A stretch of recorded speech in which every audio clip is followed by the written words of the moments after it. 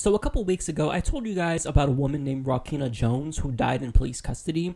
Well, I actually now have an update about her situation, but before I get to the update, I'm going to show you the clip where I talked about her, so that way you guys get a little bit of context about the situation at hand. It was a woman named Ralkina Jones, who was a 37-year-old Cleveland woman and mother of one. She died in police custody 2 days after being arrested. So now, she was arrested originally due to a domestic dispute, and her sister, Renee Ashford Jones, she said this: "She was perfectly fine. She didn't complain of nothing. Nothing saying she was hurting or anything. She was fine. I just seen her. Then, the next day, they called and said she was dead in jail. They checked on her, but they won't tell us nothing." Now, at the time she was arrested, she did inform police officers that she does have several medical conditions, all of which require medication. But her sister contends that she was given all of the medication as directed. So, one of the guards stated that she looked lethargic in one of the days that she was in jail, and she was then transported to a hospital to receive medical treatment, and then back to jail because her vital signs were normal.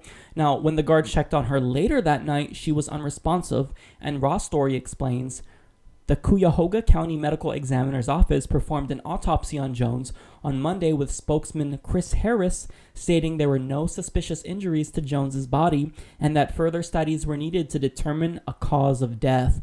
So really, it's an open question as to what happened to her. We have no idea. Okay, so now here's the video that was released of her. Now, mind you, this was just several hours before she ended up dying in police custody. She ended up dying the next morning, and this was the night before. So take a look. I'm not asking any exception to any rules. Yeah. But what I will tell you is I don't want to die in your cell. Now you had a seizure, you're taking medication, or what was going on with that? I hadn't had my medication then. One. Yeah. Two, I have a brain injury. Yeah. My ex-husband put 4 holes in the wall. You could ask the detective at that time, was 5th District. Yeah. Then he has just recently, last July, hung me and went to jail for asphyxiation by a whole bunch of stuff. And he does the same thing every time. I don't want to cut you off before I get sidetracked. The important thing is, what medication were you having with you? Xanax withdrawal is bad. Is there any other medication that you don't have with you that you can withdraw from? Do you have your Xanax with you? I don't know what to draw.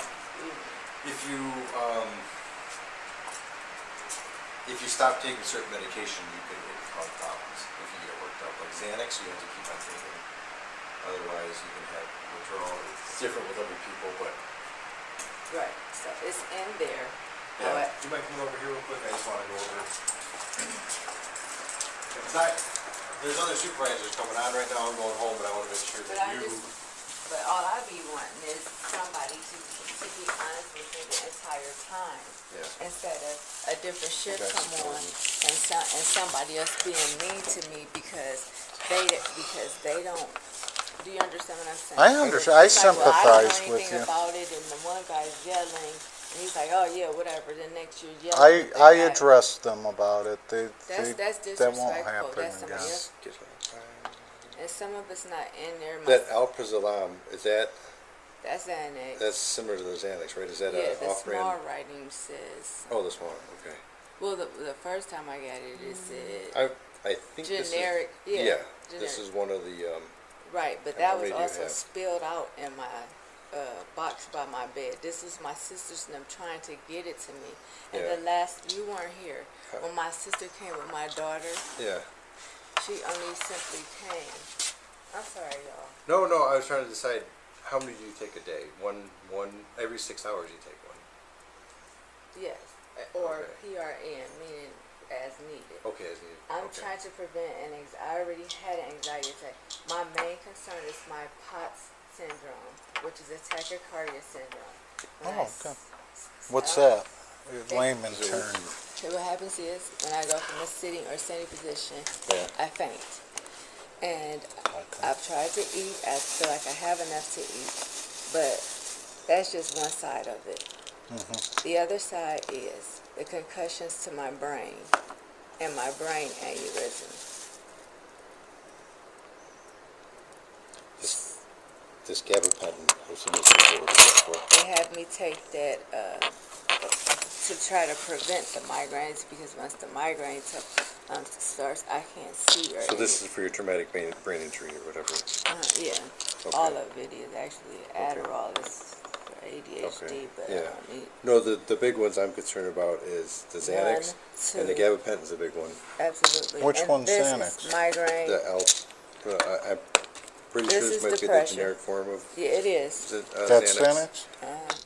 Also, what I had told the other officers, just so you know, I have a domestic violence advocate, and there was something. Who? Lynn Nugent. Nugent? We have a different Lynn. Yeah. That's what I was might gonna. have changed, but she started in 4th District. I also kept that in a Louis Vuitton bag. Yeah. My victim report from before. I think her name might have been the same for a while here. I think we have a victim's advocate upstairs, and I don't think it would hurt for you, even though you're arrested in this case, to speak to our victim's advocate. I am a victim. Right, and I don't And my think. child is witnessing violence. I have a suggestion, but Go ahead. it's going to be up to the next lieutenant. See, We so- have she's going to be here all night, and the sergeant. There's a female cell available. It's a big block. It has a phone that you can call collect on. My only concern is with your health issues, it's easier to keep an eye on you here because it's harder for you to disappear. So her words were very explicit. She said, "I don't want to die in your cell." So now she was explaining how, while that shift that you saw in the video was very nice, they were respectful, they were cordial, well, the other shift wasn't paying her that type of respect, and that she was worried for her life that potentially she would die in the cell if she didn't get the correct treatment. Now, the reason why this is the case and why she's so scared is because she had a plethora of different medical issues that needed attention, and she needed medication in order to treat them.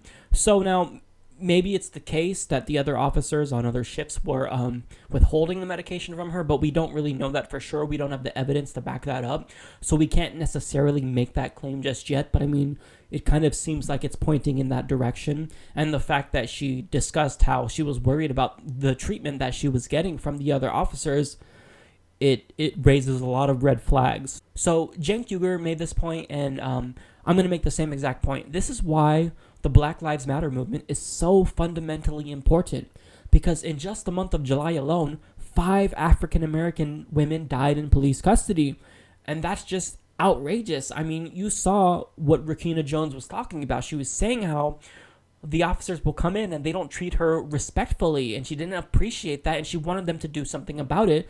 And she also really emphasized that she needed to be monitored for her medical conditions. Now, thankfully, the officers in that video were really receptive to what she was saying, but I mean, it can't be the case that one shift treats you nice and the other shift treats you badly, because the nice people can't always be there. They can't work there 24/7. So this is why we need reform. We need officers to have training and to be oriented to be a lot more sensitive to individuals with both medical and mental health issues. So now, you shouldn't lose all of your human rights once you're arrested. You're still a human. You still deserve to get all the medication that you are required to take as prescribed by your doctor.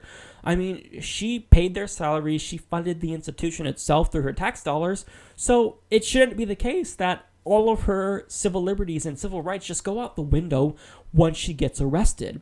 So look, this just really points in the direction that we really need reform. These officers, they need training. They need to make sure that they're equipped to handle individuals who are a lot more sensitive, and who they're going to be, they're going to have to be more attentive to their issues, especially if she takes all this medication and she has all these medical issues that are potentially very dangerous. Now, as you saw, she ended up dying in police custody. So clearly something went wrong. Maybe she was ignored. Again, we don't have all the details, but as more information is released, like this video, it's starting to become a little bit more clear.